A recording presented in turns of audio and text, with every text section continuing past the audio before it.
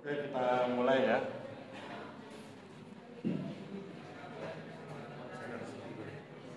Assalamualaikum warahmatullahi wabarakatuh. Waalaikumsalam. Salam sejahtera buat kita semua, mahasiswa sekalian. Hari ini pertemuan kita yang ketiga ya. Pertemuan ketiga kita akan bahas materi B1 sampai materi B5. Tetapi kemudian kalau Anda perhatikan di WA group kita kelas D itu saya posting dua hal ya. Posting pertama tentang tulisan saya di jurnal internasional yang berjudul Impact of Strengthening Business Ethos on Agrarian Resources Based Micro Enterprises. Jadi micro enterprise itu usaha kecil, usaha mikro ya. Anda kan pernah dengar ada istilah UMKM, usaha mikro, kecil dan menengah. Nah, usaha mikro itu adalah usaha yang asetnya di bawah 50 juta. Jadi biasanya kalau di lapangan itu bentuknya adalah bisnis keluarga begitu, industri rumah tangga begitu. Kenapa ini saya posting? Karena ini bagian dari reforma agraria. Jadi kalau Anda bicara tentang reforma agraria itu kan ada dua hal, penataan aset dan penataan akses. Ketika bicara penataan akses, kita dorong masyarakat agar menggunakan tanahnya dengan sebaik-baiknya. Baik tanah dalam artian media tumbuh tanaman, aspek pertanian, maupun yang bersifat spasial untuk berbagai bisnis ya. Itu. Kemudian di bagian berikut saya tunjukkan juga foto termasuk tulisannya tentang peningkatan anggaran pendapatan dan belanja kelurahan. Itu menunjukkan bahwa kalau kita ingin memberdayakan masyarakat, kita bisa berdayakan langsung ke personnya, orang-orang masyarakatnya, tapi kita juga bisa bangun sistemnya. Jadi kalau Anda perhatikan pandangan Muhammad Yunus, penerima hadiah Nobel yang menciptakan Grameen Bank itu, menurut Muhammad Yunus, orang itu miskin bukan karena memang dia ditakdirkan miskin. Dalam pengertian bukan karena dia punya kapasitas untuk menjadi orang miskin, bukan. Seseorang itu miskin karena ekosistemnya membuat dia menjadi miskin. Muhammad Yunus memberi contoh bonsai, pohon bonsai ya. Kalau Anda perhatikan pohon bonsai itu kan bisa pohon beringin yang besar itu bisa jadi bonsai. Pohon asam yang besar jadi bonsai. Semua jenis tanaman bisa jadi bonsai kalau ekosistemnya dibuat bonsai. Menurut pandangan Muhammad Yunus, orang-orang miskin itu seringkali dikarenakan ekosistem di negaranya, ekosistem di wilayahnya itu membuat mereka menjadi miskin. Oleh sebab itu kalau Anda ingin memberdayakan, bangun ekosistemnya. Yang saya kerjakan di Kelurahan Pucung, itu membangun ekosistem sekaligus memberdayakan masyarakatnya. Anda lihat di tulisan saya itu, tahun 2023, anggarannya kan hanya 2 miliar sekian. Sekarang tahun 2024 sudah 8 miliar sekian. Membangun ekosistem agar kemudian peredaran uangnya kan menjadi besar. Sehingga kemudian kalau peredaran uangnya menjadi besar kan perekonomiannya meningkat. Itu teknik memberdayakan masyarakat dengan membangun ekosistem. Itu sebabnya maka kemudian saya tulis atau saya masukkan dua postingan itu ke WA group kita, WA group kelas D, agar kemudian Anda paham bahwa memberdayakan masyarakat itu memberdayakan dua hal. Memberdayakan masyarakatnya dan membangun ekosistemnya agar mereka kemudian berdaya. Begitu ya.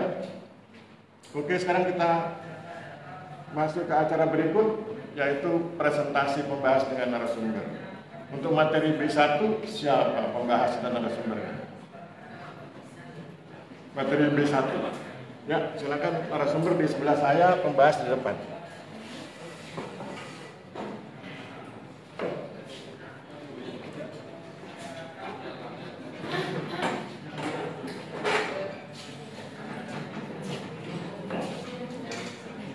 Cari kursi yang bagus tuh, kayak kursinya jelek.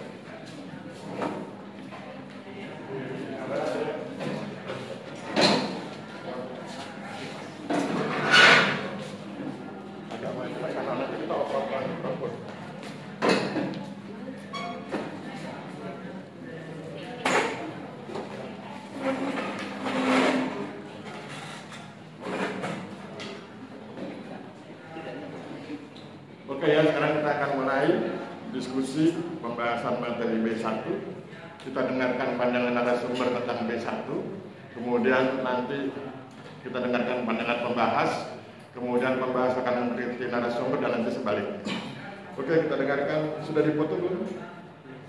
Tolong foto dulu supaya kita semua yang hadir bisa tahu diskusinya.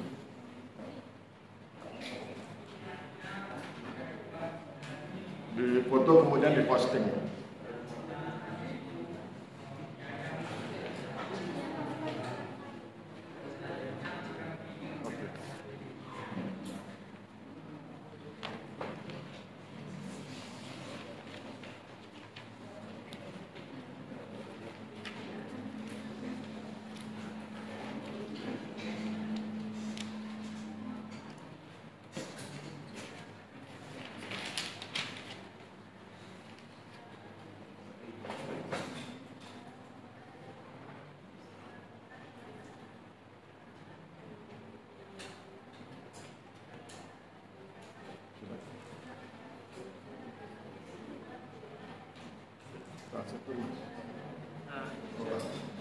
Mas belum masuk.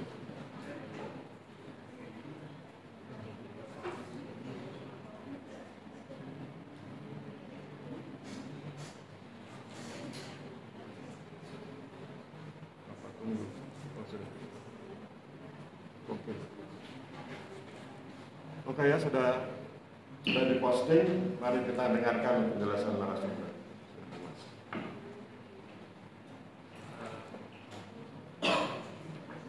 Baik, selamat pagi rekan-rekan. Assalamualaikum warahmatullahi wabarakatuh. Waalaikumsalam warahmatullahi wabarakatuh. Di sini saya ingin memaparkan 5 poin dari materi P1, yaitu capaian penyediaan sumber tora dari kawasan hutan. Jadi poin yang pertama itu ada kawasan hutan berdasarkan fungsinya, yang dia fungsi-fungsinya itu ada dari fungsinya sebagai konservasi, hutan lindung, hutan produksi terbatas, hutan produksi tetap, dan hutan produksi yang dapat dikonversi. Terus poin keduanya ada penataan kawasan hutan. Penataan kawasan hutan dalam rangka pengukuhan kawasan hutan dilakukan melalui kegiatan pengadaan tora, yang kedua pengelolaan perhutanan sosial. Terus ada perubahan fungsi dan kawasan hutan. Poin B-nya ada penggunaan kawasan hutan. Poin ketiga, penyelesaian kegiatan tidak berizin oleh masyarakat di kawasan hutan. Itu misalkan ada ada masyarakat yang berkegiatan entah menggarap di dalam kawasan hutan. Nah, itu penyelesaiannya saya buat alurnya ini. Itu subjeknya perseorangan gitu. Itu nanti subjek perseorangan dia diselesaikan dengan program penataan kawasan hutan. Kemudian di verifikasi teknis yang selanjutnya dia untuk penyelesaiannya itu bisa ada 4 kemungkinan gitu skemanya. Bisa menggunakan skema perhutanan sosial, kemudian tora, bisa juga perubahan peruntukan dan fungsi. Terus yang terakhir ada penggunaan kawasan hutannya. Poin keempat, pengaturan alokasi tora dari 20% pelepasan kawasan hutan untuk perkebunan. Ini perusahaan perkebunan pemegang keputusan persetujuan pelepasan kawasan hutan wajib mengalokasikan 20% total luas persetujuan pelepasan kawasan hutan untuk perkebunan yang dapat diusahakan untuk penyediaan tora dan kawasan hutan. Jadi misalkan ada suatu perusahaan yang dia memperoleh dia dapat izin gitu untuk dapat izin atas kawasan hutan itu boleh digarap oleh suatu perusahaan, dia harus melepaskan 20% untuk dijadikan objek tora. Jadi misalnya dia dapat misalnya izin 100, kemudian dia harus melepaskan 20 hektarnya itu untuk dijadikan objek tora. Dia nggak pegang 100-100-nya itu untuk digarap. Terus ada poin terakhir, poin kelima, progres tora. Jadi target toranya itu ada 4,1 juta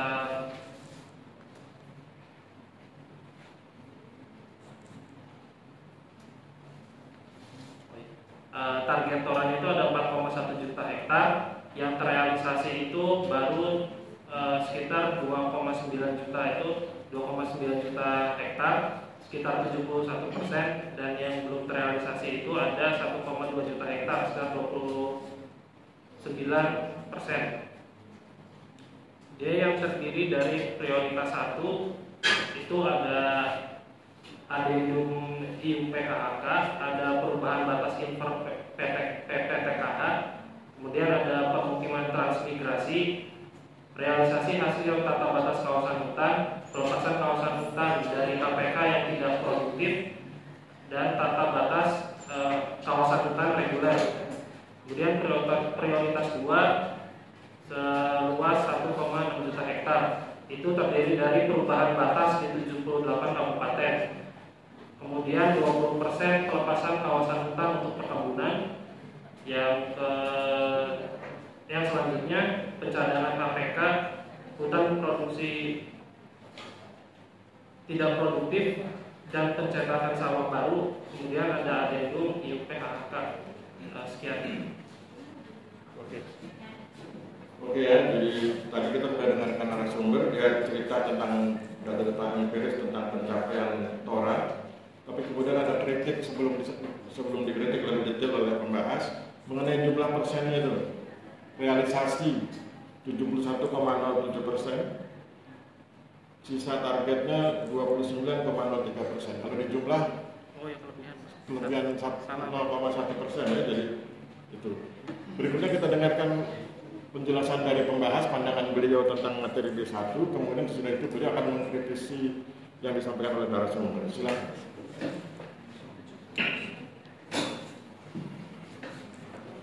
Bismillahirrahmanirrahim. Assalamualaikum warahmatullahi wabarakatuh. Waalaikumsalam warahmatullahi wabarakatuh. Mungkin saya hanya ingin menambahkan Pak. Jadi yang dijabarkan oleh saudara ini sudah cukup baik. Terus mau ini kan total luas penyediaan TORA baru terrealisasi sejumlah 71%. Masih ada 29% lagi. Terus ini juga ada aturan terbaru terkait perusahaan wajib mengalokasikan 20% dari total luas persetujuan untuk penyediaan TORA dari kawasan hutan. Jadi menurut saya aturan ini salah satu cara untuk melengkapi 29% dari target yang belum terrealisasi.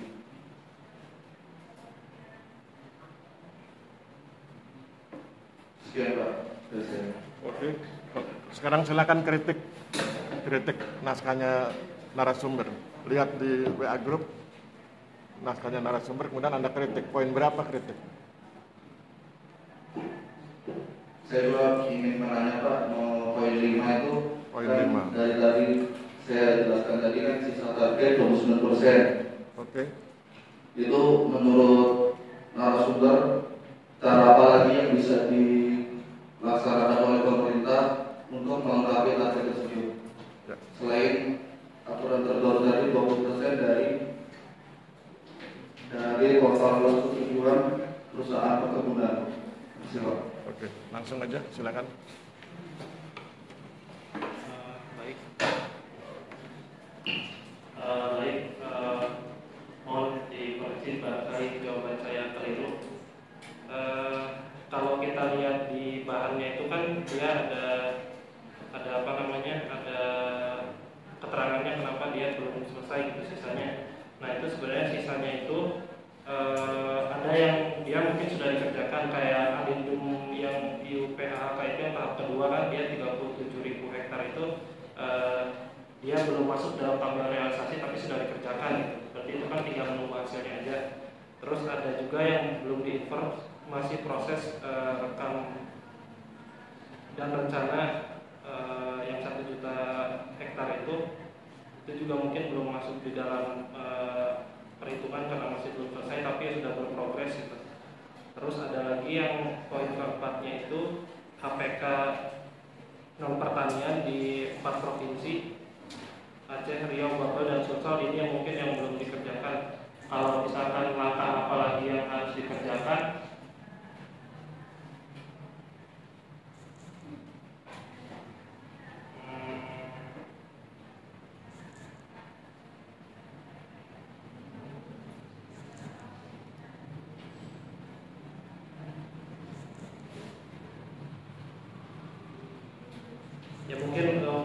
kalau misalkan untuk penambahan realisasi progres itu bisa dia maksimalkan di tahap yang ada di PUP tahap 2 itu, dan juga yang masih proses import. Terus ada pemutakhiran hasil tata batas jilid 4 yang seluas 31.779 hektar itu.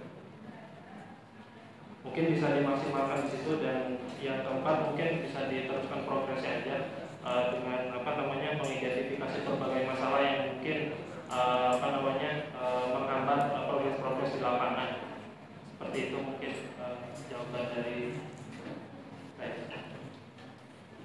Oke ya, kalau Anda perhatikan diskusi antara pembahas dengan narasumber, Anda sudah mengerti bahwa narasumber dan pembahas itu sepakat untuk memahami atau menyatakan bahwa sebetulnya teman-teman di Kementerian Kehutanan sudah berusaha keras untuk mencapai target, tetapi memang tentu ada kendala.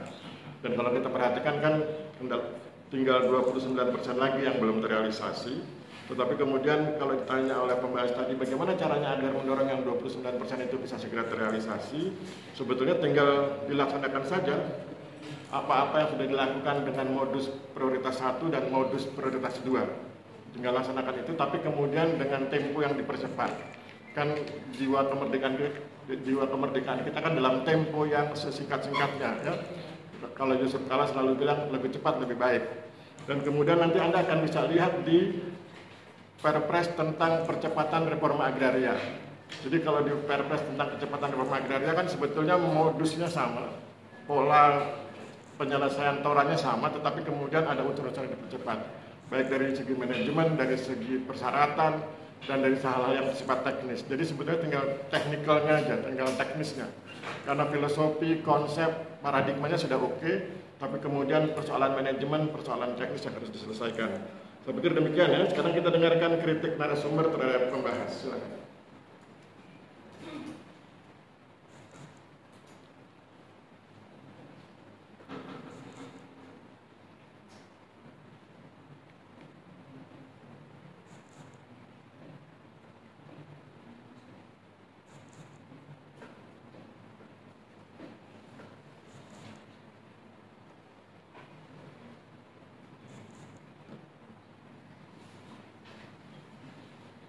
Poin berapa?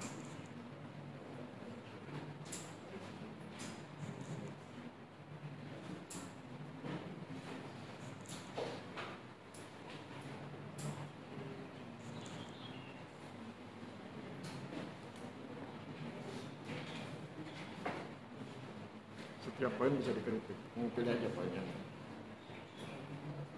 Nanti saya bantu kritik kalau kurang ajar kritik.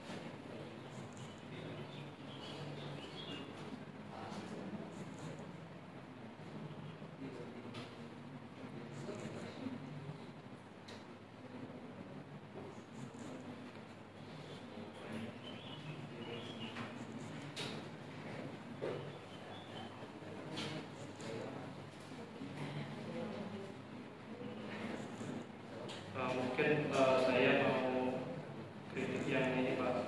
Poin 5 Pak. Oke, baca dulu biar kita. Poin 5-nya itu ada perusahaan perkebunan pemegang keputusan persetujuan pelepasan kawasan hutan wajib mengalokasikan 20% dari total luas persetujuan pelepasan kawasan hutan untuk penyediaan toran dari kawasan hutan.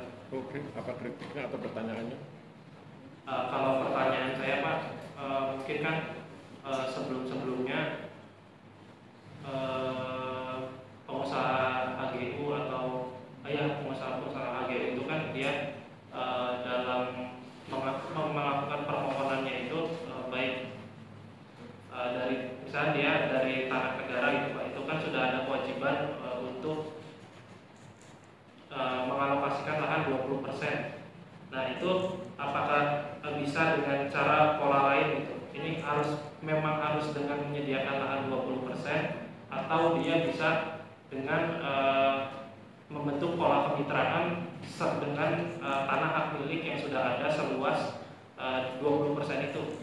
Jadi tanpa melepaskan 20% itu apakah bisa dia melakukan kemitraan dengan sertifikat hak milik dengan total luas yang sama gitu. Misalkan dia buat pola kemitraan pembibitan dan sebagainya. Sekian. Silakan PBHS direspon. Baik, terima kasih atas kritikan atau pertanyaannya. Jadi menurut saya Pak,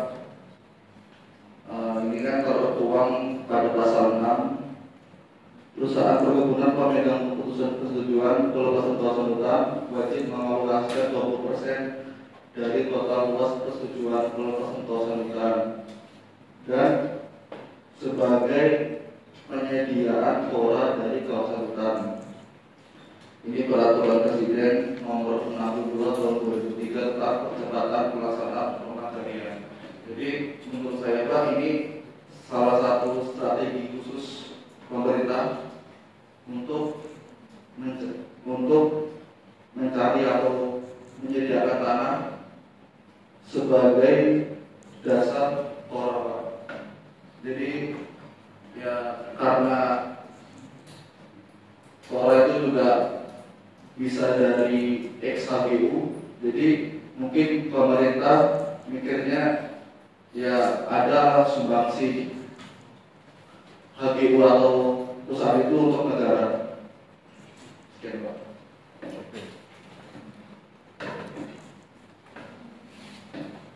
Oke ya, jadi pertanyaan dari narasumber adalah kalau ada kewajiban dari pemerintah bagi perusahaan perkebunan yang menerima pelepasan kawasan hutan untuk menyerahkan 20% dari wilayah yang dia terima itu untuk dijadikan objek TORA, pertanyaannya adalah apakah diperkenankan diganti dengan konsep kemitraan yang dilakukan oleh perusahaan perkebunan tersebut dengan masyarakat. Misalnya kalau dihitung dia harus menyerahkan 15 hektar misalnya ya. Kemudian dia bermitra dengan masyarakat yang kalau dihitung setara dengan 15 hektar. Pertanyaannya apakah itu boleh? Maka untuk bisa menjawab boleh atau tidak, kita harus mengerti filosofi reforma agraria. Filosofi reforma agraria itu kan 3. Ditata regulasinya agar menjadi adil sejahtera harmoni, ditata asetnya agar adil sejahtera harmoni, dan juga demikian dengan penataan aksesnya. Jadi ditata regulasi, aset dan akses. Nah, ketika bicara tentang penataan aset, maka kemudian ditata agar mereka yang tidak punya tanah memiliki tanah. Maka kemudian muncul konsep redistribusi.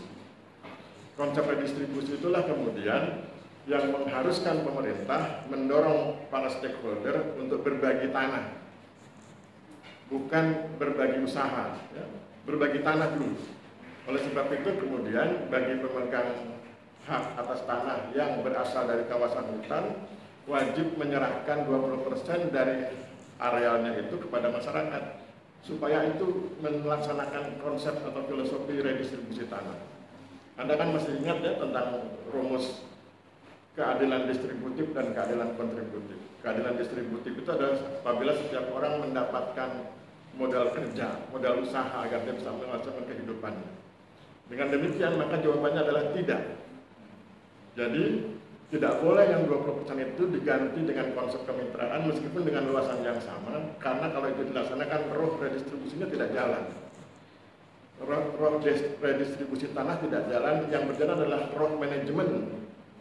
Yang diredistribusikan manajemen, ya, pola kemitraan kan berbagi manajemen, berbagi keuntungan, berbagi kemampuan teknis dalam hal bisnis perkebunan. Tetapi bukan berbagi tanah, maka yang diharuskan adalah berbagi tanah. Jadi jawabannya adalah tidak boleh, ya. Karena itu bagian dari usaha untuk mempercepat reforma agraria, mempercepat pelaksanaan redistribusi agar semakin banyak orang yang mendapatkan tanah dari orang yang sebelumnya tidak punya tanah, gitu ya. Oke, saya pikir cukup untuk materi D1. Aplaus buat narasumber dan pembahas. Terima kasih. Bagi Anda yang boleh jadi berbeda pendapat, silakan dicatat, nanti kita diskusikan sesudah presentasi ya. Sudah presentasi yang kelima. Berikutnya yang B2, siapa narasumber dan pembahasnya?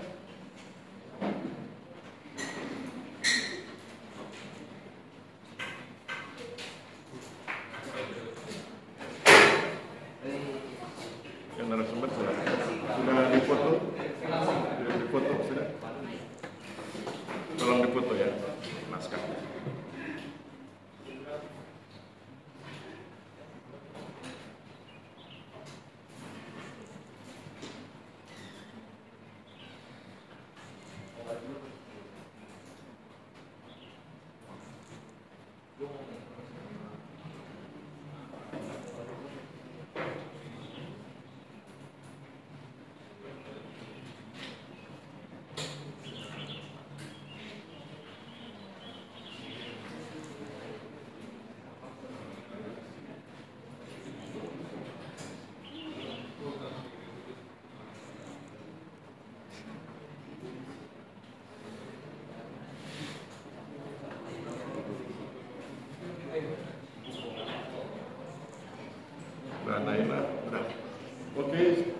kita dengarkan penjelasan dari narasumber. Silakan Mbak yang Haryanti. Baik, Assalamualaikum warahmatullahi wabarakatuh. Waalaikumsalam warahmatullahi wabarakatuh. Waalaikumsalam. Perkenalkan, nama saya Haryanti Bahar, NIK 22314104. Baik, untuk poin-poin materi B2 yaitu reforma agraria perjalanan yang belum berakhir. Poin pertama yaitu redistributif land reform, artinya penataan kembali sebaran penguasaan tanah demi kepentingan petani kecil, penyakap atau tenans dan buruh tani tidak bertanah atau tunakisma. Ini mencakup dua aspek yaitu tenure reform dan tenancy reform. Dalam perkembangannya, ke dalam pengertian redistributif land reform itu lalu dimasukkan pula konsep konsolidasi tanah yang artinya menyatukan pemilikan tanah yang letaknya terpencar-pencar atau fragmentasi menjadi satu hamparan yang solid. Biasanya melalui cara tukar menukar Verga-Verling. Jadi konsep konsolidasi dan fragmentasi pada dasarnya adalah konsep spasial bukan konsep skala. Yang kedua, kunci utama untuk memahami konflik agraria adalah kesadaran kita sendiri, yaitu sejauh mana kita menyadari bahwa tanah merupakan sumber daya alam yang sangat vital, yang melandasi hampir semua aspek kehidupan, bukan saja sekedar aset, tetapi juga merupakan basis bagi teraihnya kuasa-kuasa ekonomi, sosial, dan politik. Ketimpangan dalam hak akses terhadap tanah akan sangat menentukan corak masyarakat dan mencerminkan dinamika tertentu hubungan antar lapisan masyarakat tersebut. Poin ketiga, sumber konflik agraria pada dasarnya terletak pada adanya sejumlah ketimpangan, ketidakselarasan atau incompatibilities. Menurut Christodoulou 1990, di Indonesia terdapat setidaknya 3 macam incompatibilities, yaitu yang pertama ketimpangan dalam hal struktur, pemilikan dan penguasaan tanah. Yang kedua, ketimpangan dalam hal peruntukan tanah dan incompatibility dalam hal perspektif dan konsepsi mengenai agraria. Poin keempat yaitu pemerintah Orde Baru disadari atau tidak oleh para perumus kebijakannya dalam hal kebijakan agraria. Indonesia mengambil jalan apa yang sekarang dikenal sebagai bypass approach atau pendekatan jalan pintas, yaitu revolusi hijau tanpa reforma agraria. Oleh karena itu, pembangunan Indonesia oleh pengamat asing disebut sebagai development without social transition. Yang kelima, struktur agraria didominasi oleh usaha tani keluarga yang efisien, teknologi maju, dan terutama bekerja dengan tenaga keluarga. Hak-hak dan kebutuhan petani wanita diperhatikan sekali. Akses dan kepastian dalam hak atas tanah dan air diupayakan secara aktif, di mana distribusi tanah tidak merata. Diperlukan reforma agraria dan desentralisasi partisipatif. Oke, cukup. Silakan pembahas. Lanjut. Ya.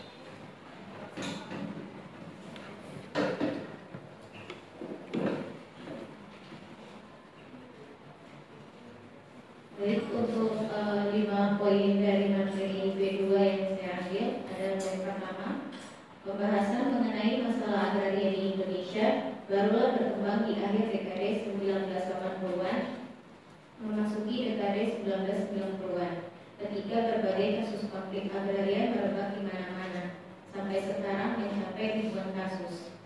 Tetapi pada umumnya yang dibahas bukan reforma agraria, melainkan hal-hal teknis, kasus per kasus secara pragmatis, kecuali dalam lingkaran-lingkaran kecil reforma agraria dibahas secara serius.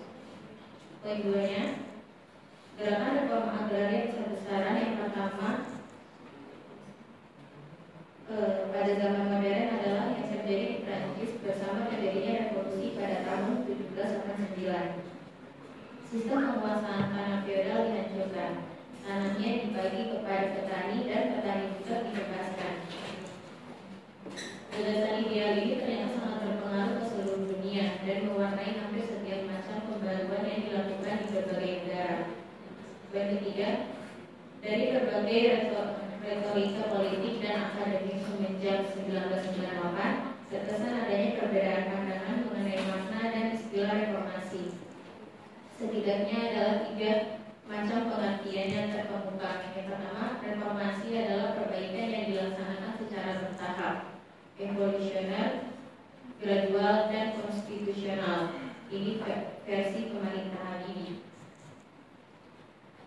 Yang kedua, reformasi secara substansial adalah sama dengan revolusi. Yang ketiga, reformasi pada dasarnya memang bukan revolusi, tetapi dalam aspek-aspek tertentu bernuansa revolusioner, bukan sekedar perbaikan tanpa sulam.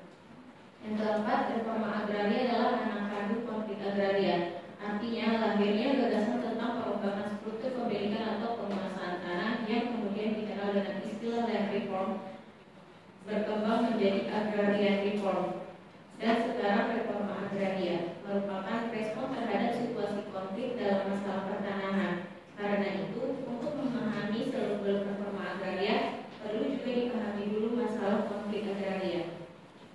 Dan yang kelima, kunci utama untuk memahami konflik agraria adalah kesadaran kita sendiri, yaitu sejauh mana kita menyadari bahwa tanah merupakan sumber daya alam yang sangat vital, yang melandasi hampir semua aspek kehidupan, bukan saja sekedar sebagai aset, tetapi juga merupakan basis bagi teraihnya kuasa-kuasa ekonomi, sosial, dan politik.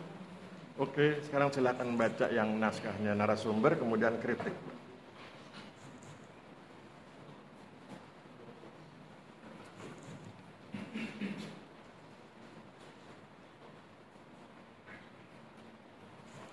Tentukan poinnya, kemudian apa kritik.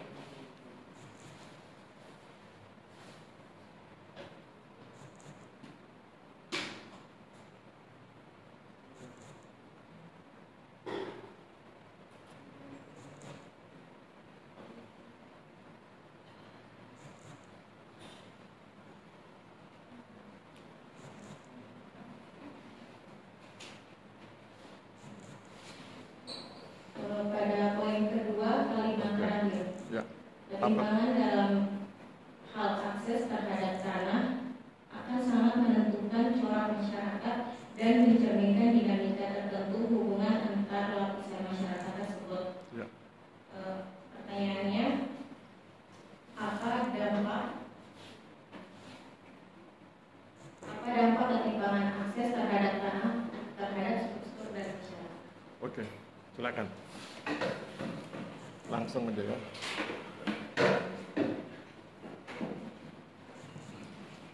Baik, saya akan menanggapi pertanyaan dari saudara Laila, yaitu dampak dari ketimpangan akses tanah terhadap struktur masyarakat. Menurut saya yang pertama yaitu meningkatnya kemiskinan, pengangguran serta kriminalitas terhadap mereka yang tidak memiliki lahan produktif atau mereka yang hanya memiliki lahan sempit. Yang kedua, menurunnya kesejahteraan, kesehatan serta pendidikan masyarakat pedesaan yang diakibatkan oleh pembangunan perkotaan oleh pihak-pihak yang berkepentingan. Yang ketiga itu berkurangnya keanekaragaman hayati, kesuburan tanah serta ketersediaan air yang diakibatkan dari perubahan fungsi lahan, yang dimana lahan pertanian yang juga menjadi lahan yang seharusnya fungsi lahan itu lahan pertanian juga menjadi non pertanian, seperti perumahan, industri serta infrastruktur. Mungkin itu menurut pendapat saya.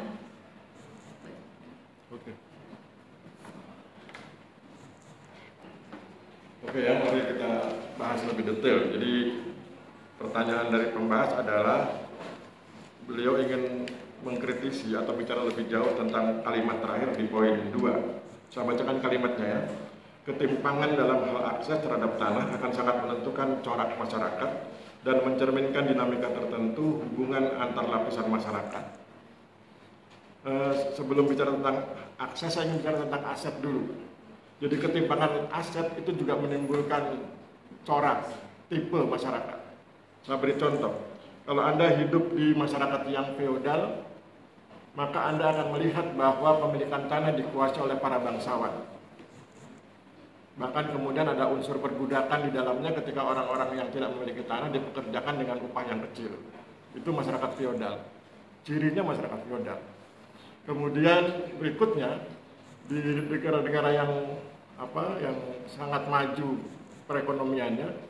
Kalau itu dibiarkan terjadi persaingan bebas, maka kemudian tanah akan dikuasai oleh kelompok-kelompok pemilik modal. Orang menyebutnya kapitalis. Maka muncul masyarakat kapitalis akut. Kalau Anda mendengar kata masyarakat kapitalis akut, coba sekali-sekali Anda main di YouTube, searching di YouTube, lihat bagaimana orang-orang yang homeless, ya, orang-orang yang tidak memiliki rumah di Amerika Serikat. Mereka tidak memiliki rumah. Kenapa tidak memiliki rumah? Karena tidak memiliki pekerjaan. Kenapa tidak memiliki pekerjaan? Karena tidak memiliki keahlian. Kenapa tidak memiliki keahlian? Karena tidak mampu membiayai pendidikan keterampilan dan pengetahuan. Kenapa tidak mampu membiayai pendidikan dan keterampilan? Karena tidak memiliki modal kerja, modal usaha yang tadi saya bilang keadilan distributif itu. Itu masyarakat kapitalis akut. Jadi Anda sudah bisa lihat contoh yang ekstrim, satu masyarakat kapitalis akut yang menyengsarakan grassroots dan masyarakat feodal yang juga menyengsarakan grassroots. Oleh sebab itu kemudian ditata ulang agar kemudian dibangun sebuah piramida yang lebih adil. Ya, di lapisan bawah memang ada lapisan bawah, tetapi lapisan bawahnya punya alat produksi yaitu tanah. Kemudian di lapisan menengah agak banyak, di lapisan elit lebih banyak. Tetapi yang lapisan bawah tidak punya alat produksi. Itu yang kalau kita bicara aset. Bicara akses sama dengan bicara aset. Jadi kalau masyarakat sudah punya tanah tapi tidak mampu mengakses, tidak mampu memberdayakan tanahnya, tidak mampu membudidayakan sesuai kemampuannya, baik yang pertanian maupun non pertanian, maka nasibnya akan sama, yaitu kemiskinan. Dan kalau sudah kemiskinan nanti terus berkembang menjadi, bahkan dia bisa melepaskan tanahnya karena kemiskinan. Jadi itulah yang menjembatani jalan pikiran narasumber, kira-kira begitu. Atau bagaimana, mengapa dia kemudian mengambil kalimat bahwa tadi saya bilang di poin 2 itu, ketimpangan dalam hal akses terhadap tanah akan sangat menentukan corak masyarakat. Bahkan kemudian kalau kita ingin lengkapi, ketimpangan dalam hal aset dan akses akan memperlihatkan corak masyarakat. Masyarakat feodal akut, masyarakat kapitalis akut, atau masyarakat yang dapat tanah tapi tidak bisa memberdayakan tanahnya, kemudian tetap mengalami kemiskinan akut. Saya pikir demikian ya. Sekarang giliran narasumber silakan mengkritik pembahas.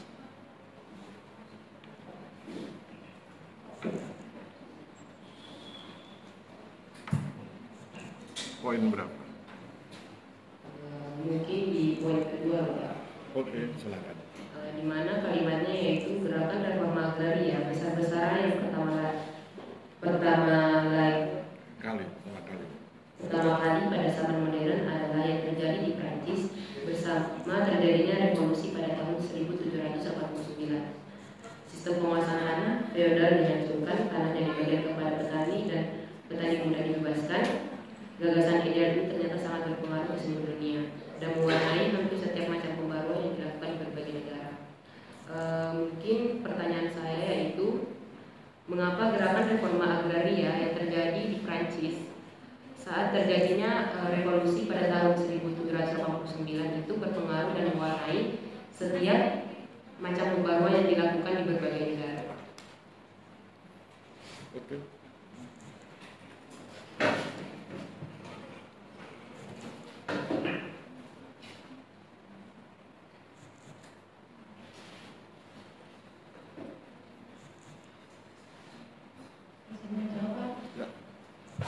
Jadi gerakan reforma agraria yang terjadi pada saat revolusi Prancis itu meninggalkan dua pesan yang menjadi tujuan dari pembaruan yang terjadi, Pak. Yang pertama itu membebaskan petani dari ikatan tuan budak dalam sistem feodal, dan yang kedua itu mengembangkan usaha tani keluarga yang kecil-kecil sebagai satuan pertanian yang bisa dianggap ideal. Nah, jadi sejak saat yang apa yang terjadi di Prancis saat itu, gagasan reforma agraria itu meluas ke seluruh Eropa, terutama Eropa Barat dan Utara. Jadi mungkin menurut saya itu yang membuat pembaruan dan berpengaruh ke seluruh dunia dan mewarnai hampir setiap macam pembaruan yang terjadi, Pak.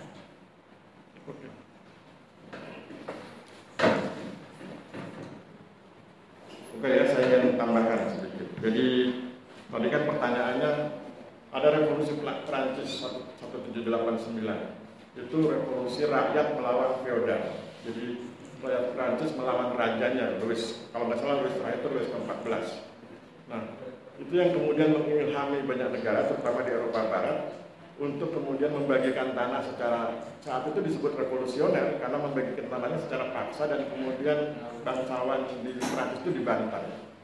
Nah, kemudian itu, tetapi ternyata reforma agraria versi revolusi Prancis tidak membuahkan hasil yang manis, karena kemudian mendompleng sesudah revolusi Prancis adalah kaum kapitalis. Jadi di Eropa Barat, sesudah masyarakat itu dibebaskan dari belenggu Louis XIV dan para feodalis itu, maka kemudian yang muncul adalah kapitalis. Oleh sebab itu kemudian muncul revolusi lanjutan, yaitu revolusi Bolshevik di Rusia tahun 1917. Apa bedanya? Kalau di revolusi Prancis yang dilawan adalah kaum feodalis. Kalau di revolusi Bolshevik yang dilawan selain kaum feodalis juga kaum kapitalis, karena kemudian telah ada sinergi kerjasama antara kapitalis dengan feodalis di Rusia. Oleh sebab itu kemudian Lenin berpikir lebih baik dihantam semua dan kemudian dibangun sistem masyarakat yang lebih radikal, yaitu tanah dikuasai oleh negara kemudian digunakan untuk kepentingan bersama.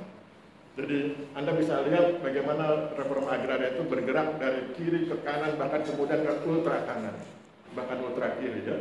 Kalau saya bilang ultra kanan, misalnya ketika reforma agraria diserahkan pada mekanisme pasar, itu ultra kanan. Kalau kemudian saya bilang ultra kiri, itu diserahkan kepada mekanisme negara.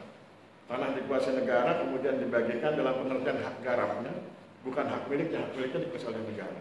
Itulah perbedaan antara revolusi Prancis, revolusi Bolshevik dalam konteks reforma agraria. Ya. Saya pikir itu bisa lebih memperkaya wawasan, sehingga Anda paham bahwa yang indah, yang baik adalah yang di level tengah, di moderasi. Dan kita ikut yang level tengah, yaitu tidak terlalu kanan dan tidak terlalu kiri. Kalau terlalu kanan diserahkan pada mekanisme pasar, maka kemudian nanti yang berkuasa kapitalis. Kalau diserahkan kepada kiri, akan muncul negara yang kuat tapi rakyatnya lemah. Ya. Itu dominasi negara, tirani negara itu juga sangat memberatkan. Apalagi kita kan sudah berketetapan menjadi negara demokratis ya. Jadi kemudian tidak boleh lagi ada yang segala sesuatunya terlalu bergantung pada negara. Oke, itu dari pembahasan materi B2 ya. B2 dan saya pikir cukup untuk pembahas dan narasumber. Applause buat mereka, terima kasih. Silakan kembali ke tempat. Ya. Berikutnya kita masuk ke materi B3. Ya. B3 itu kalau nggak salah tentang Perpres ya. Perpres, kemudian nanti materi B3 itu materinya tentang Perpres reforma agraria, kemudian nanti materi B4 tentang percepatan reforma agraria, Perpres juga, kemudian nanti yang terakhir yang B5. Oh ya, silakan. Oke, sebelum masuk ke, sebelum waktunya saya serahkan kepada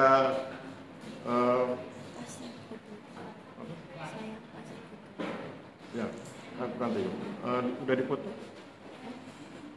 Silakan dipoto dulu pembahas dan narasumber. Tetapi sebelum saya serahkan kepada pembahas dan narasumber,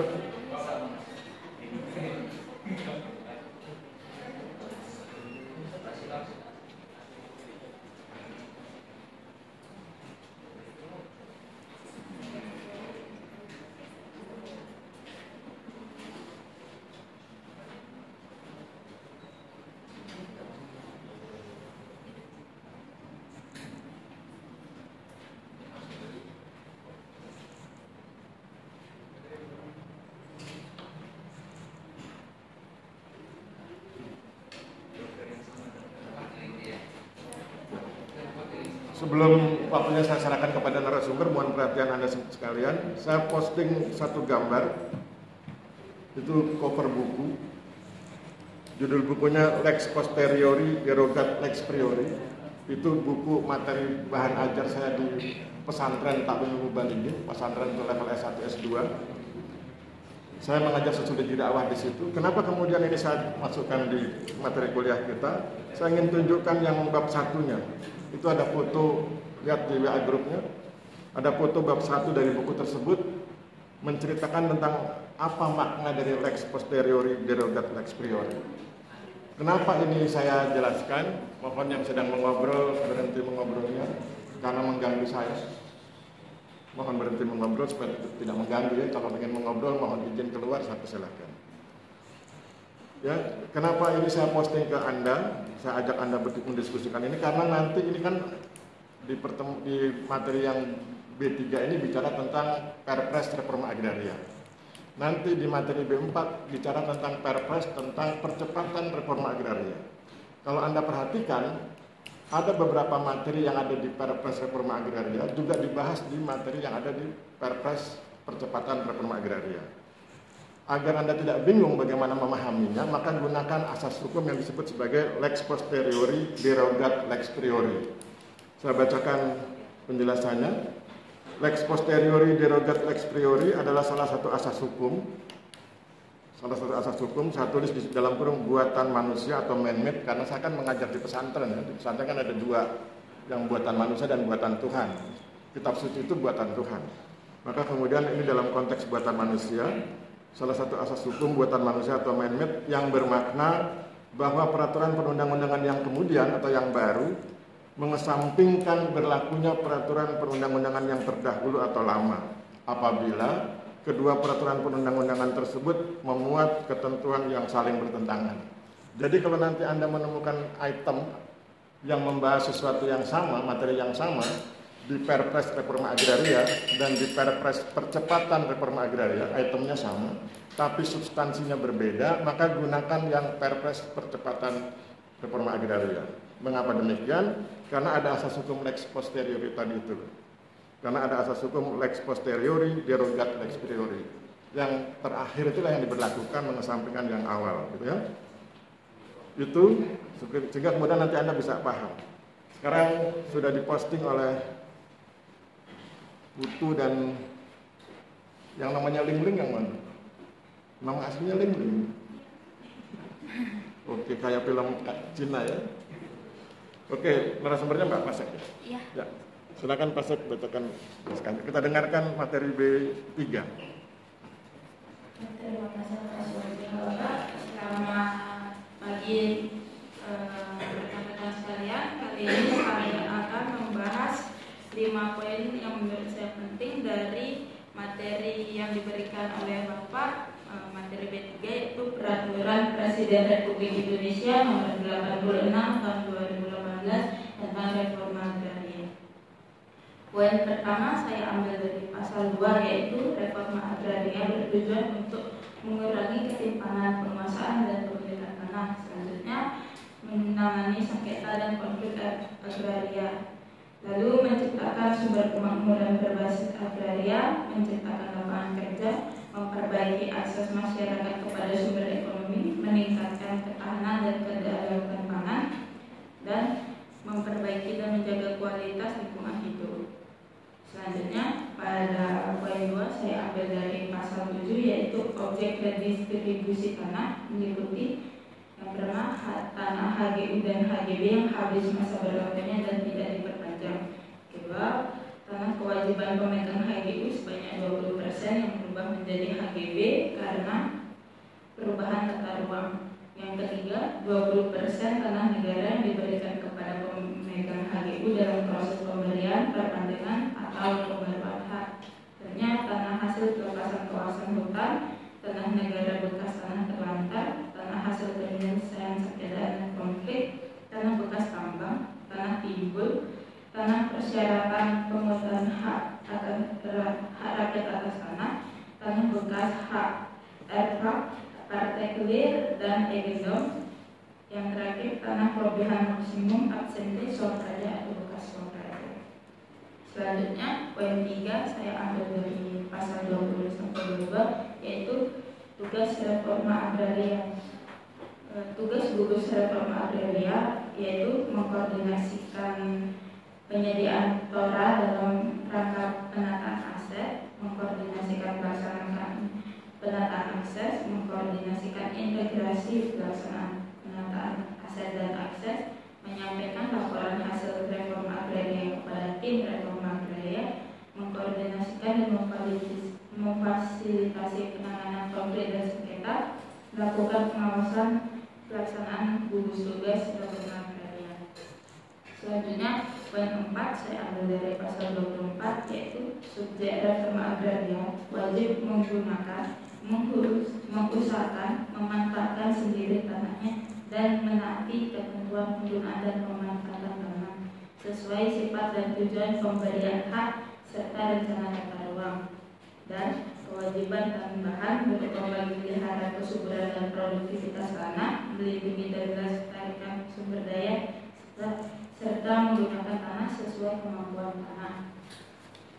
Untuk poin terakhir saya ambil dari pasal 25, yaitu subjek reforma agraria dilarang menelantarkan torat, mengalihkan hak atas torat atau mengalihfungsikan torat. Sekian 5 poin penting dari saya. Oke, terima kasih.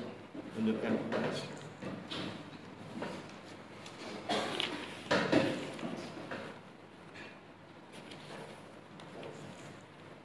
Baik, saya akan membacakan tentang poin penting menurut saya pada materi ketiga. Yaitu yang pertama, penyelenggaraan reforma agraria yang dilakukan oleh pemerintah pusat dan pemerintah daerah terhadap TORA dapat dilalui dengan tahapan perencanaan reforma agraria dan pelaksanaan reforma agraria. Di mana dalam perencanaan reforma agraria yang dilakukan pemerintah pusat ataupun pemerintah daerah itu meliputi yang pertama, perencanaan penataan aset terhadap penguasaan dan pemilikan TORA. Yang kedua, perencanaan terhadap penataan akses dalam pembangunan dan pemanfaatan serta produksi atas TORA. Yang ketiga, perencanaan peningkatan kepastian hukum dan legalisasi atas TORA. Yang keempat, perencanaan pembangunan sengketa dan konflik agraria. Yang kelima, perencanaan kegiatan lain yang mendukung reforma agraria. Yang selanjutnya, pelaksanaan yang dilakukan oleh pemerintah pusat dan pemerintah daerah dapat dilaksanakan melalui tahapan seperti yang pertama, penataan aset, dan yang kedua, penataan akses. Yang kedua, penanganan sengketa dan konflik agraria yang dilakukan berdasarkan prinsip kepastian hukum dan keadilan sosial yang difasilitasi oleh gugus tugas reforma agraria secara berjenjang terhadap para pihak yang melibatkan antara perorangan atau kelompok dengan badan hukum, perorangan atau kelompok dengan lembaga, badan hukum dengan badan hukum dengan lembaga, dan lembaga dengan lembaga. Selanjutnya, poin ketiga itu tanah objek reforma agraria atau tanah yang diperoleh melalui redistribusi tanah oleh subjek reforma agraria memiliki kewajiban dan larangan yang harus dipatuhi sebagai berikut, yaitu kewajibannya antara lain memelihara kesuburan dan produktivitas tanah, melindungi dan melestarikan sumber daya atas tanah, yang ketiga menggunakan tanah sesuai dengan kemampuan tanah.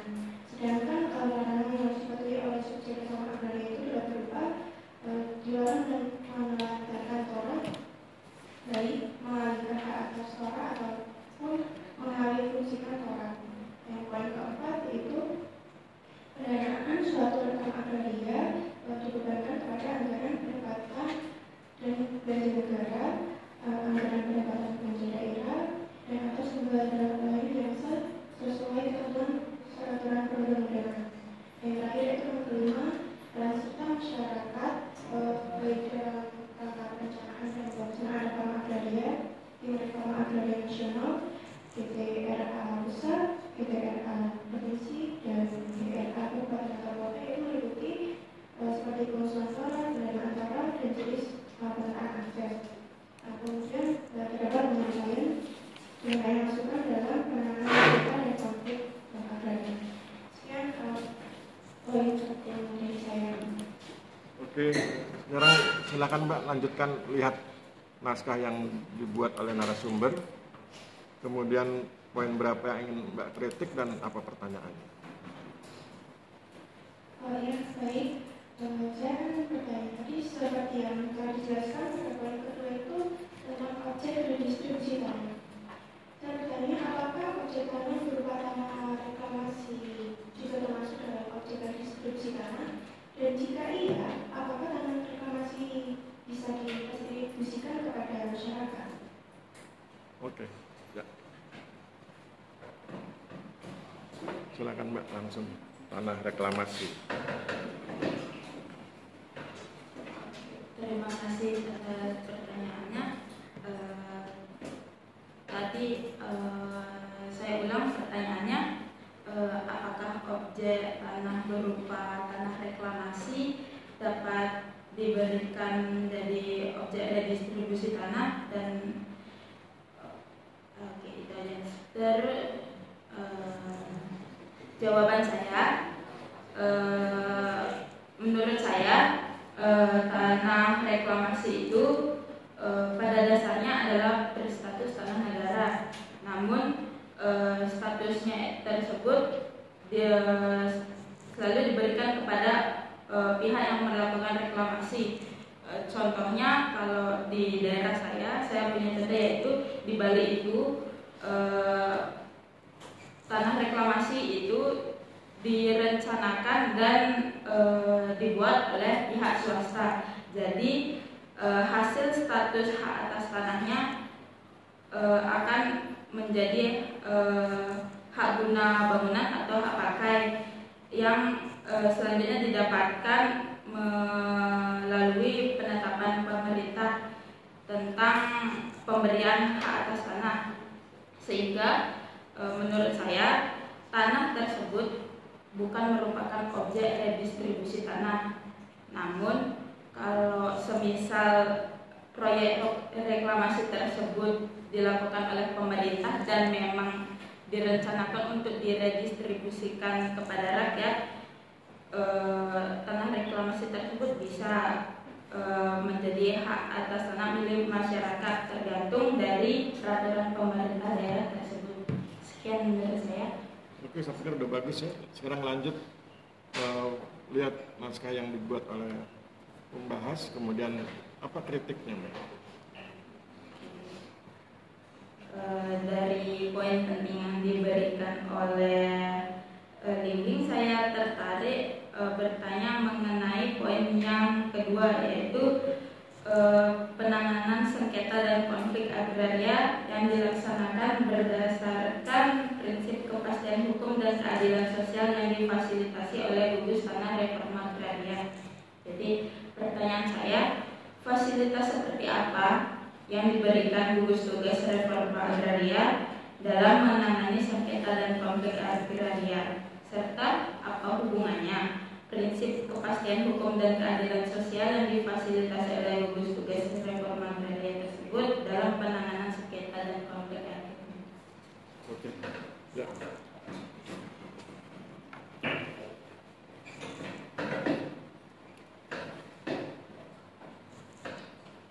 Baik, izin menjawab, Pak.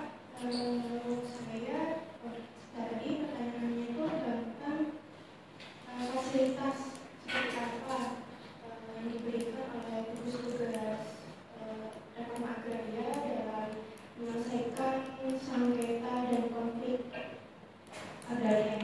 Menurut saya itu fasilitas yang diberikan oleh gugus tugas reforma agraria itu seperti mediasi, seperti pendampingan hukum, pendampingan teknis, pendampingan sosial, bahkan pendampingan ekonomi.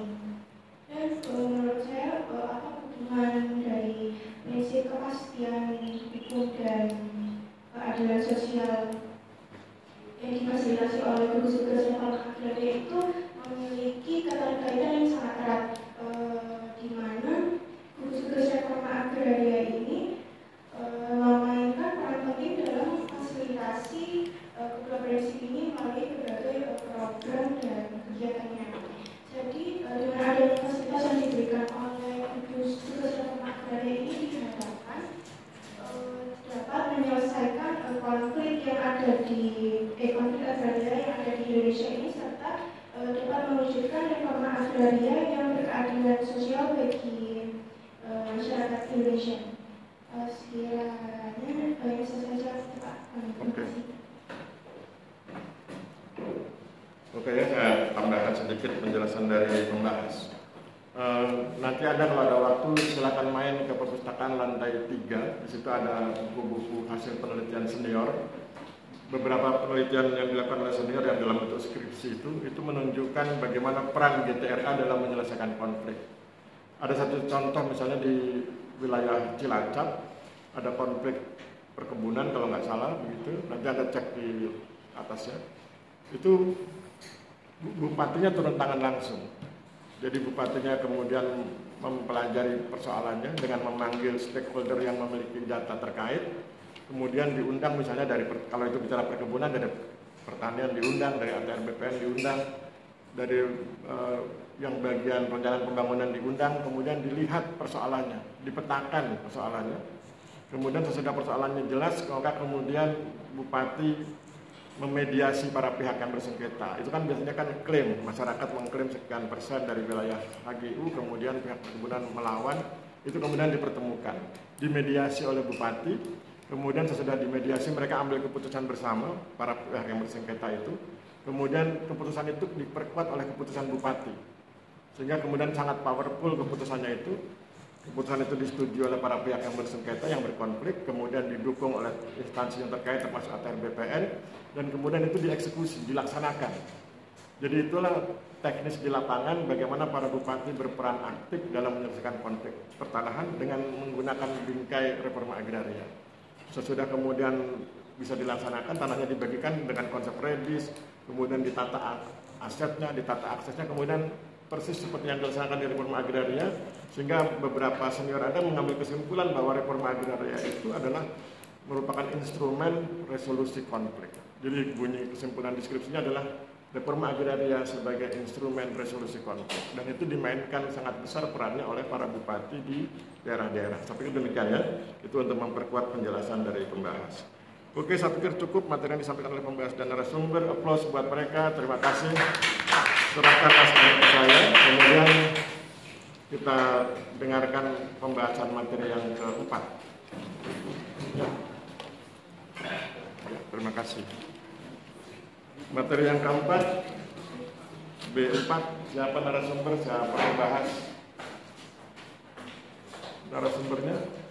Oke, silahkan dipoto, Mas, Mbak. Naskahnya dipoto, dibagikan ke WA Group.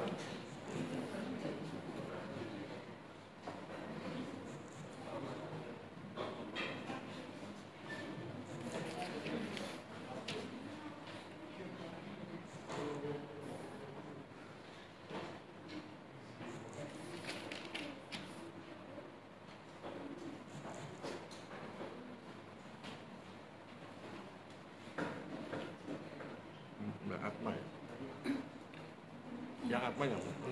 Oh, Mbak belum masuk. Oh ya.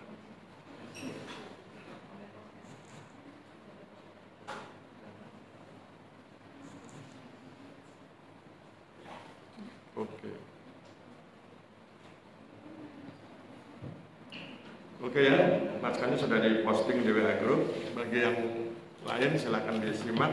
Kita dengarkan penjelasan dari narasumber.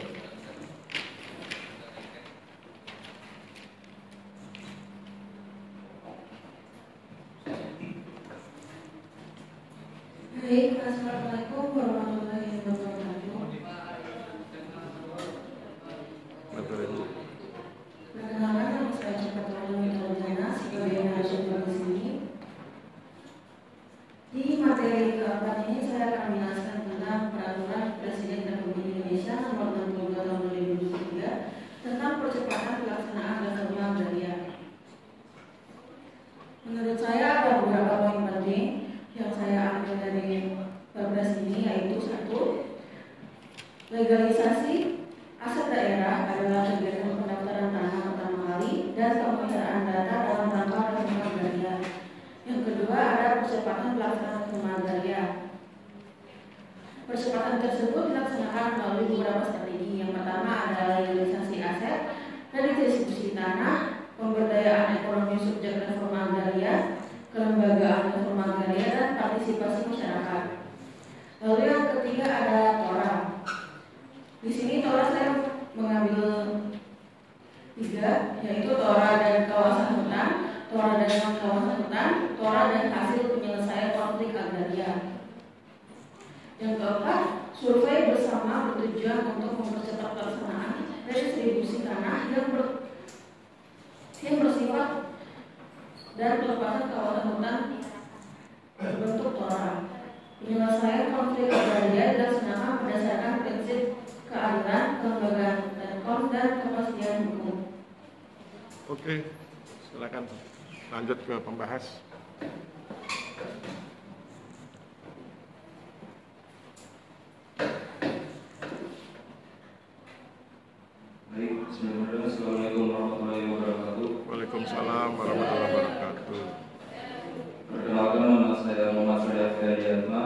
PDB 231 pasal 10. Di sini saya akan memaparkan 5 poin penting dari materi keempat. Jadi yang pertama yaitu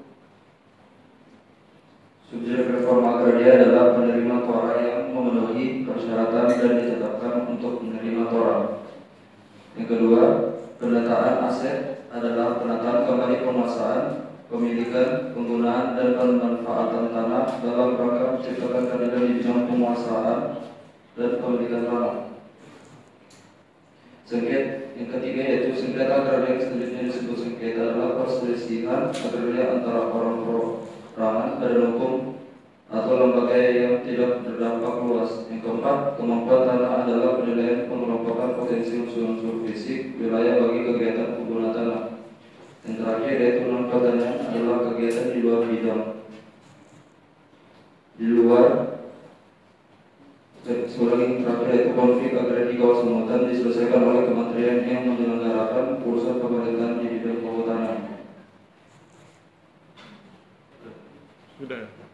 Oke, sekarang kita lihat naskah narasumber, Mas. Naskah yang dibuat oleh narasumber, bagian mana yang akan dikritik? Untuk dari poin dari narasumber yang disampaikan yaitu poin yang ketiga mengenai TORA yang meliputi apa saja. Jadi saya ingin menanyakan mengapa dari TORA meliputi ketiga itu, apa alasan dari kenapa 3 poin tersebut termasuk dalam liputan dari TORA. Di poin 3 ya?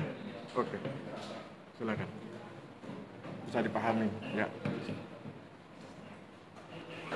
Baik, saya akan menjawab pertanyaan dari pembahas mengapa saya angkat 3 poin tersebut dalam TORA. Seperti yang kita tahu, TORA adalah tanah yang dikuasai negara atau tanah yang telah dimiliki masyarakat untuk direstribusi atau dilegalisasi.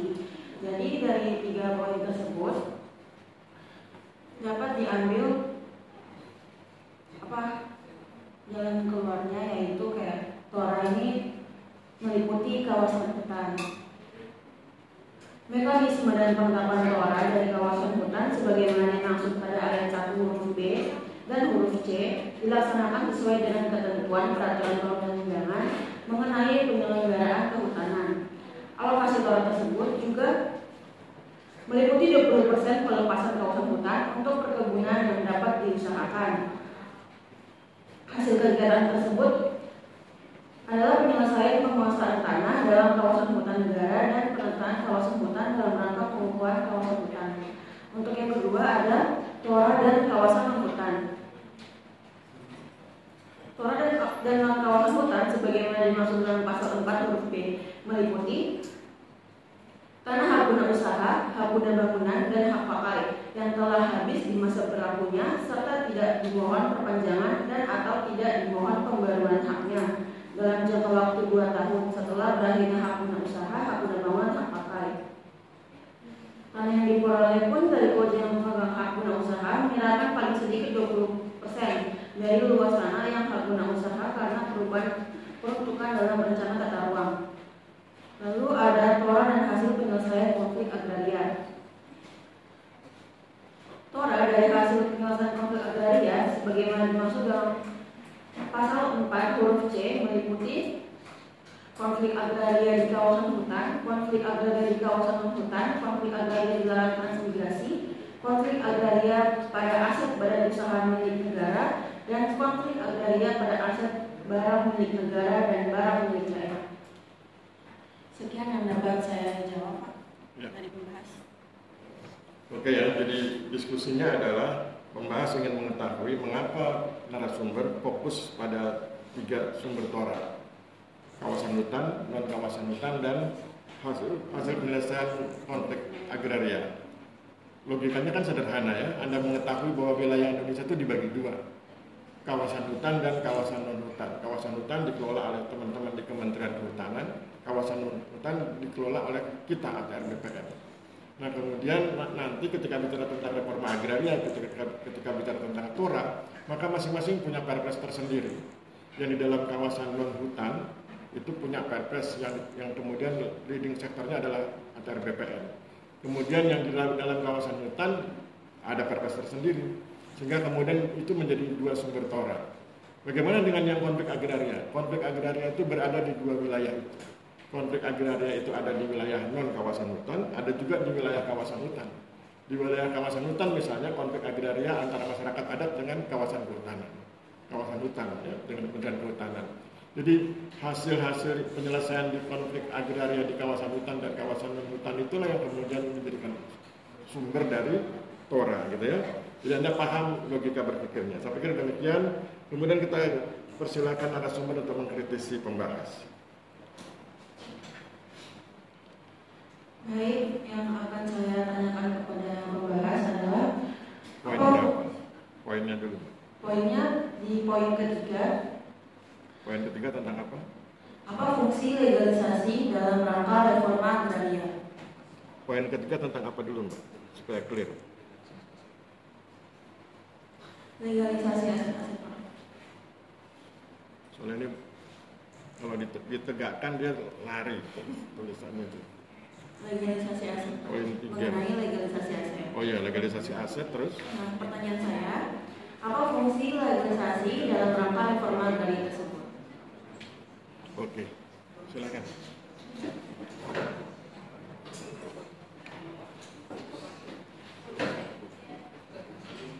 Baik, terima kasih atas kritik atau pertanyaan yang telah dibacakan. Tolong bacakan poin 3-nya dulu, Mas, karena tulisannya nggak bisa dibaca. Baik, poin ketiga yang tertulis itu adalah mengenai legalisasi aset adalah kegiatan pendaftaran tanah pertama kali dan pemeliharaan data dan dalam rangka reforma agraria. Oh, nggak sama dengan ada di sini. Di sini legalisasi aset adalah nggak sama yang kamu omongkan dengan yang kamu tulis. Poin 3 tadi, legalisasi aset adalah Yang poin ketiganya di baris kedua tertukar sama poin keempat. Ketukar Pak jawabannya. bertukar. Jadi yang benarnya gini Pak. Apa bunyinya? Legalisasi adalah kegiatan pendaftaran tanah pertama kali dan pemeliharaan data dalam rangka reforma agraria. Nggak sama tuh, beda tuh. Udah saya gitu dulu Pak. Soalnya yang Kalau gitu coba kamu foto, yang kamu baca, yang di naskah itu. udah Pak, sudah saya kirim dulu. Hah? Sudah saya kirim dulu. Baru Pak. Oh, ditulis ketik. Kemarin ketukar Pak. Oh, iya, iya.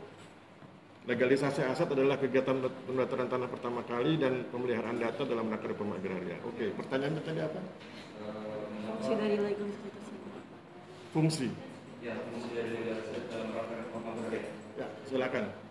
Jadi fungsi legalisasi aset dalam reforma agraria itu ada beberapa. Yang pertama itu mendukung struktur penguasaan kepemilikan dan penggunaan dan pemanfaatan tanah yang lebih berkeadilan dan juga mempercepat pendaftaran tanah dan inventarisasi penguasaan.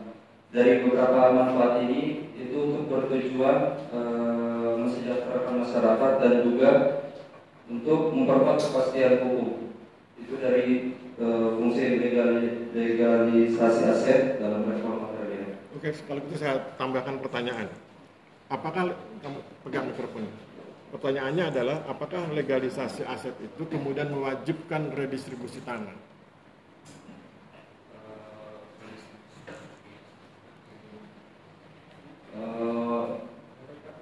Kan poin 3 bicara tentang legalisasi aset tuh. Tadi kau jelaskan fungsinya bla bla bla untuk menata struktur pemilikan. Pertanyaan berikutnya adalah, apakah dalam legalisasi aset itu mewajibkan redistribusi tanah? Menurut saya itu wajib Pak, soalnya untuk tadi seperti yang tujuannya itu untuk memperkuat kepastian hukum. Kalau kamu bilang itu wajib, bagaimana dengan wilayah-wilayah yang tidak memungkinkan diadakannya redistribusi tanah? Kelurahan Pucung yang saya teliti itu nggak ada redistribusi tanah, tapi dia wilayah RA. Maka jawabannya kan menjadi tidak, tuh. Menjadi tidak wajib jawabannya begitu. Tuh. Nah kalau dia tidak wajib, maka kemudian fungsi menata struktur kepemilikan kan menjadi tidak ada. Gitu? Yang dibuat bukan menata struktur, tapi menata aksesnya. Struktur kepemilikan tanahnya tetap. Gitu ya? Oke, jadi fungsi yang kamu sampaikan tadi itu bisa tergantung situasi di lapangan, tergantung wilayahnya. Ada wilayah yang memang memungkinkan redistribusi tanah, ada wilayah yang tidak memungkinkan redistribusi tanah. Kalau yang tidak memungkinkan redistribusi tanah berarti strukturnya tetap. Siapa memiliki apa tetap nggak berubah itu. Ya. Tapi kemudian yang dibangun apa kesejahteraannya, meskipun luas tanahnya sempit, tapi kemudian kan aksesnya diperkuat sehingga kemudian kontribusi ekonominya menjadi besar. Gitu ya. Oke, saya pikir cukup ya untuk membahas dan narasumber. Applause buat mereka berdua. Terima kasih. Ya, naskahnya diserahkan ke saya.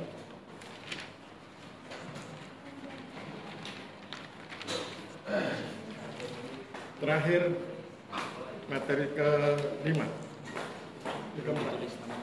Oh, tulis nama dulu. Ya, materi ke-5 siapa? Bagi yang tidak menjadi narasumber dan pembahas, mohon diperhatikan ya, jangan ngobrol sendiri. Kan lama-lama saya marah juga. Saya paling nggak suka kalau ada orang bicara, Anda tidak menghormati.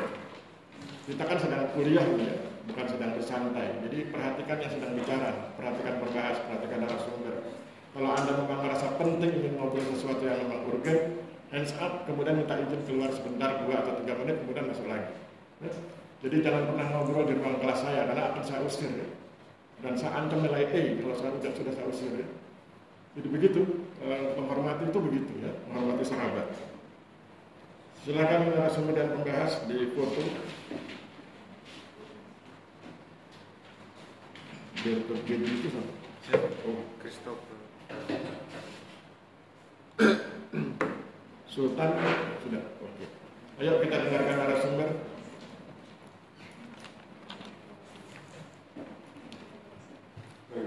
Selamat pagi. Selamat pagi. Terima kasih untuk waktu yang diberikan. Ini saya sebagai narasumber izin memperkenalkan diri. Nama saya Christopher Bertoles PMGI. Kami akan memaparkan materi B5 yang menurut 5 poin yang menurut saya menarik.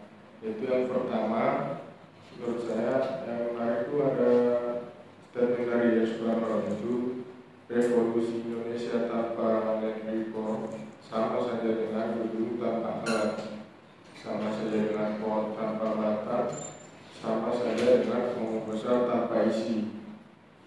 Yang kedua, land reform dijalankan secara revolusioner. Land reform menyangkut 3 hal pokok, itu perombakan hukum, struktur pertanahan, dan land use. Yang ketiga adalah tujuan reform agraria untuk masyarakat miskin agar meningkatkan status kekuasaan dan pendapatan mereka. Yang keempat adalah RA adalah land reform di dalam kerangka untuk mewujudkan keadilan dalam P4T ditambah akses reform. Rumusannya sebagai berikut: reforma agraria sama dengan land reform, dan reform sama dengan akses reform. Yang kelima itu adalah asal legalisasi tanah yang dimaknai sebagai RA, yaitu ada Perpres 86 tahun 2018 pasal 6 dan politik agraria menuju 2019. Oke. Ya, bentar. Sebelum saya serahkan ke pembahas, saya kritik dulu materi yang disampaikan oleh narasumber, terutama di poin 4 ya. Anda perhatikan di poin 4 itu, RA adalah land reform di dalam kerangka untuk mewujudkan keadilan dalam P4T ditambah akses reform. Kemudian perhatikan rumusannya. Rumusannya sebagai berikut: reforma agraria sama dengan land reform sama dengan akses reform. Salah ya. Reforma agraria sama dengan land reform plus akses reform, bukan sama dengan ya. Kan Anda lihat di teksnya ya, land reforma agraria sama dengan land reform sama dengan akses reform. Yang betul adalah reforma agraria sama dengan land reform plus akses reform. Itu nggak boleh salah, karena kalau salah kan beda maknanya ya. Oke, sekarang kita dengarkan pembahas. Silakan pembahas.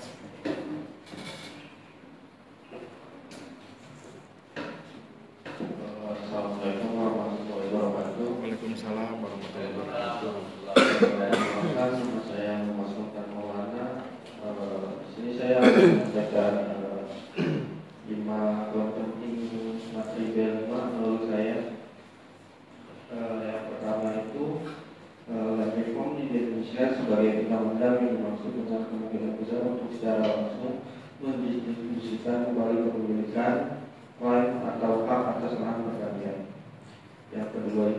tujuan reforma agraria untuk masyarakat miskin, yaitu untuk meningkatkan status kekuasaan dan pendapatan mereka.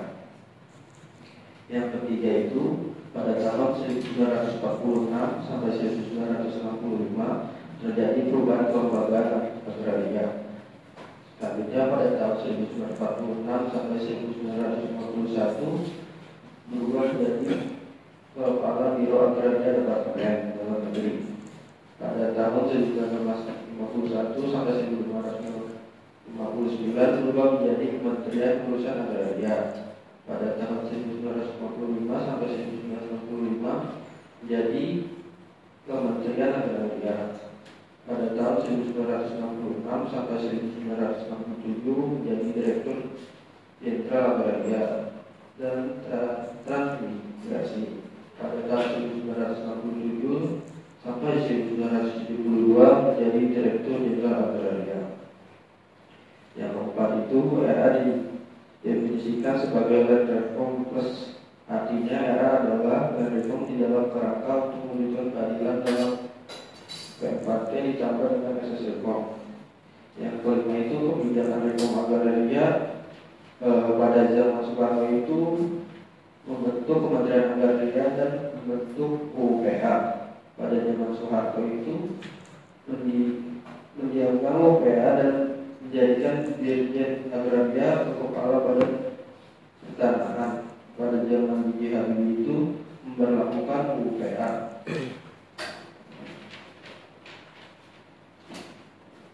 Selanjutnya itu pada zaman Megawati dan Abdul Wahid terbentuk MPR 9 tahun 2001 karena reformnya kembali dibuka. Pada zaman Susilo Bambang Yudhoyono itu dilakukan legalisasi aset. Dan terakhir itu pada zaman Jokowi itu diberlakukan zona PTSL, PTKH, dan Toras dan juta hektar. Sekian. Oke. Sekarang silahkan lihat naskah yang dibuat oleh narasumber. Kemudian poin mana yang akan Anda kritik?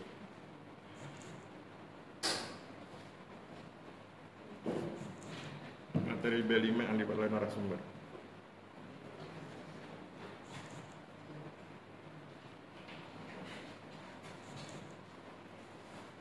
Poin berapa? Poin pertama, Pak. Oke.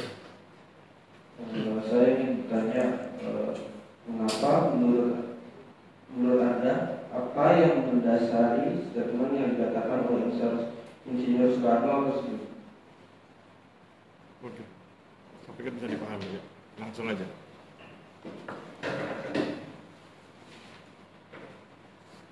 Ya, saya akan menjawab dari saudara Sultan. Yang pernyataannya Yer Soekarno yaitu revolusi Indonesia tanpa reform sama saja dengan gedung tanpa alat, itu sama saja dimaknai dengan alat tidak dapat berfungsi sepenuhnya, gedung tanpa alat itu tidak dapat berfungsi sepenuhnya, pohon tanpa batang itu tidak memiliki stabilitas, dan omong kosong tanpa isi tidak memiliki substansi yang berarti. Pernyataan tersebut menggambarkan pentingnya reforma agraria bagi revolusi Indonesia, yang bahwa revolusi tanpa reforma agraria tidak dapat lengkap atau berkelanjutan karena land reform merupakan bagian integral dari upaya membangun fondasi yang kuat bagi negara yang membangun merdeka. Sekian. Oke. Kritik saya pada jawaban narasumber adalah di poin 1 itu tidak dibahas reforma agraria. Ya. Di poin 1 hanya dibahas land reform. Jadi penjelasannya harus konteksnya land reform, bukan reforma agraria. Reforma agraria itu baru menjadi isu besar ketika tahun 2004, ketika kepala BPN-nya dipegang oleh Joyo Winoto. Itu baru kita mulai mendengar istilah reforma agraria. Sebelumnya tahun 1990-an memang sudah ada komentar daripada para akademisi tentang agrarian reform, tapi itu belum masuk isu nasional. Ya. Isu nasionalnya baru tahun 2004, ya, sehingga sebelumnya kan bicara tentang land reform. Yang kemudian perlu Anda pahami adalah land reform yang disampaikan Soekarno itu baru muncul tahun 1960. Padahal embrionya seperti yang saya sampaikan sudah ada sejak tahun 1947 di Purworejo itu, yang saya bilang Sumotirto itu. Ada 3 desa di Purworejo sudah menetapkan land reform, tapi land reform versi lokal. Yang diredistribusi bukan hak atas tanahnya, tetapi hak garap atas tanahnya. Tapi embrionya sudah di situ. Jadi kemudian Anda harus paham bahwa bicara tentang land reform itu bicara tentang gagasan penting, tentang keadilan kepemilikan tanah, termasuk penguasaan tanahnya. Dan itu sudah dibangun sejak di level desa. Mbak, keluar. Kamu dari tadi ngobrol terus. Sudah saya peringatkan tadi kan? Enggak, mau ngomong terus Pak, saya kan perhatikan itu. Kalau sudah saya peringatkan, hentikan. Jangan merasa pintar tentang RA. Ya. Kalau merasa pintar, bikin tulisan, kemudian kita lihat tulisanmu. Oke ya, kita lanjutkan. Jadi di poin 1 itu baru bicara land reform, belum bicara RA ya. Tapi kemudian Anda harus paham bahwa embrio pemikirannya sudah dibangun sejak 1947, kemudian berkembang tahun 1960, kemudian semakin menguat tahun 2004 ketika muncul konsep reforma agraria gitu ya. Oke, sekarang giliran narasumber, silakan sampaikan kritik ke pembahas.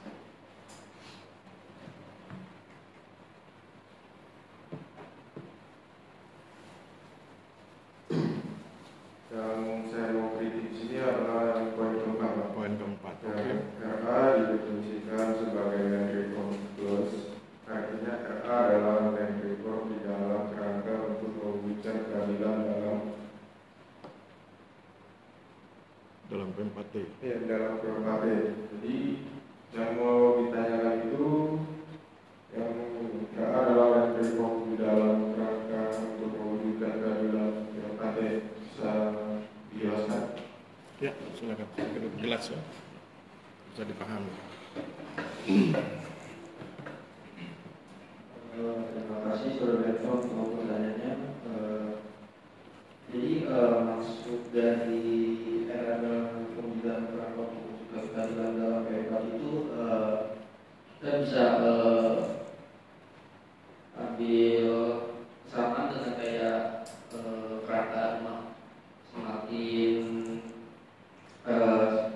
jadi harus kayak seimbang dan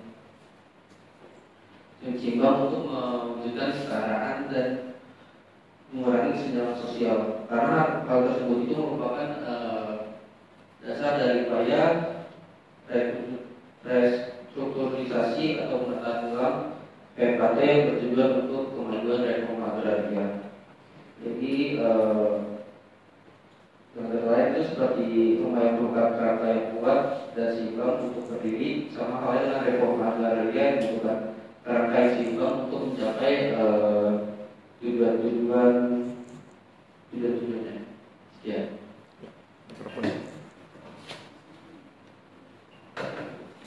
Diskusi antara pembahas dengan narasumber itu berkaitan dengan poin 4 itu tentang RA yang didefinisikan sebagai land reform plus. Maka kemudian diskusinya sekitar itu.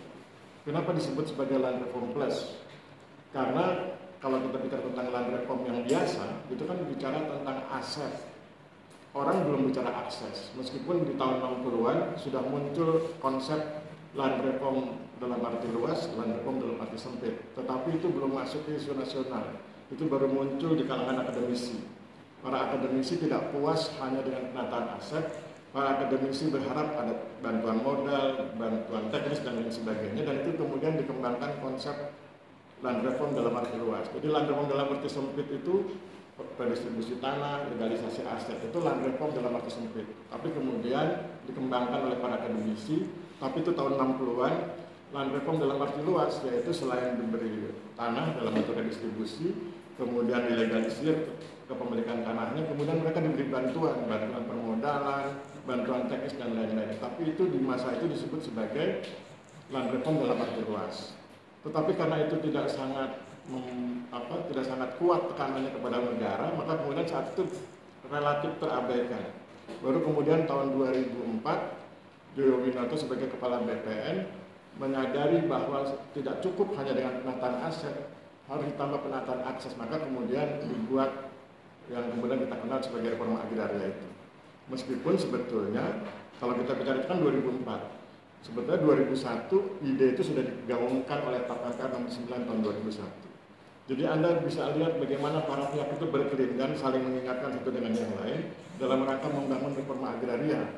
Ya, reforma agraria yang lengkap seperti yang kita pahami sekarang. Ada penataan regulasi, ada penataan aset, ada penataan akses. Ya, di Tap 9 2001 sudah dicanangkan itu penataan regulasi, disampaikan juga tentang bantuan teknis, bantuan permodalan. Tetapi kemudian secara implementatif itu dijabarkan oleh Kepala BPN tahun 2004 dan kemudian berkembang sampai sekarang. Dan sekarang bahkan oleh Perpres dikuatkan untuk wilayah kawasan hutan dan kawasan non-hutan. Ya, jadi itu menjadi penting karena kemudian kita dapat kontribusi tadi disampaikan di materi pertama, ada kontribusi 5 juta hektar yang kemudian targetnya kemudian hanya tercapai 2 juta, tapi saya pikir itu nanti bisa didorong untuk kemudian bisa mencapai 4,1 juta hektar. Meskipun di awal Jokowi menjanjikan 9 juta hektar ya, tapi kan itu tidak terlaksana karena hal-hal teknis. Saya pikir itu poin kita hari ini. Demikian diskusi antara narasumber dengan pembahas dalam materi kelima. Aplaus buat mereka berdua. Terima kasih. Silakan Mas Ferdi diserahkan ke saya. Sekarang kesempatan Anda yang lain yang tidak berkesempatan menjadi narasumber dan pembahas, bila ada catatan atau ada yang ingin ditanyakan, silahkan disampaikan ke saya sebelum kita bubar. Sekarang sudah jam 10.37. Ada? Kalau nggak ada, nggak apa-apa, jangan dipaksakan. Kalau ada, dipersilakan. Oke, ini pertemuan kita yang ketiga ya. Kita masih punya 1 kali pertemuan di sebelum UTS. Mohon untuk tidak ngobrol ketika kita sedang kuliah. Karena Anda hadir di ruangan ini untuk kuliah, bukan untuk bersantai. Kita tidak sedang di kafe, kita sedang di ruang kuliah. Permintaan saya adalah hormati pembahas dan narasumber, hormati kita yang sedang bicara. Kalau Anda punya perbedaan pendapat, tunggu sebentar sampai selesai diskusi materi pertama sampai materi kelima. Buat catatannya, begitu selesai diskusi materi 1 sampai 5, Anda hands up, angkat tangan. Kemudian sampaikan perbedaan pendapat Anda, kemudian kita selesaikan lewat diskusi. Tapi jangan ngobrol ketika sedang kuliah. Karena itu kalau Anda ngobrol, hal yang paling tidak menyenangkan buat saya adalah melihat Anda ngobrol. Apalagi kalau sudah ditegur masih tetap dilaksanakan, itu sangat menantang buat saya. Dan saya pikir kalau mau adu cerdas, mari kita berdebat. Begitu. Tapi kalau memang kita ingin berdamai dalam artian hubungan baik antara dosen dengan mahasiswa, mari laksanakan dengan tertib. Saya pikir demikian ya. Kita akhiri pertemuan kita hari ini. Wabillahi taufiq wal hidayah. Wassalamualaikum warahmatullahi wabarakatuh. Waalaikumsalam warahmatullahi wabarakatuh. Salam sejahtera buat kita semua. Terima kasih dan selamat siang. Selamat siang.